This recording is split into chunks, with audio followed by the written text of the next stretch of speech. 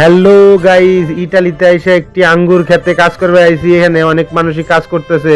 তো লিবিয়া ও ইটালি আইসি, এখানে অনেক দিন হলো কাজ করতেছে। এই তো দেখতেই পারতেছেন অনেক বাংলা ভাই কাজ করতেছে এখানে। এবং এই তো কোদালটা নিয়ে নিলাম, আঙ্গুর খেতে এখন অফ সিজন, তাই বলে ঘাস উঠানোর কাজ করতে হইতেছে। এই তো দেখতেই পারতেছেন কোদাল কোদাল দিয়ে বাংলাদেশের মতোই কোদাল এগুলা। তো কোদাল দিয়ে এরকম ভাবে ঘাস কাইটে উঠাইতে হয়। এই অনুযায়ী যে 7 ঘন্টা কাজে আমাদের বেতন দেওয়া হয় 50 ইউরো করে, মাত্র 50 ইউরো দেওয়া হয় সারাদিন ভরে এরকম ভাবে কোদাল দিয়ে ঘাস উঠাইলে। তো দেখতেই পারতেছেন ইটালিতে যারা যারা এগ্রিকালচার ভিসায় বা অন্য ভিসায় আসবেন বা ইলিগাল ভাবেও যারা আসবেন, ক্যাম্পে থাকবেন, আরামেরই কাজ। এখানে তো দেখতেছেন অনেক বাংলা ভাইরা কাজ করতেছে।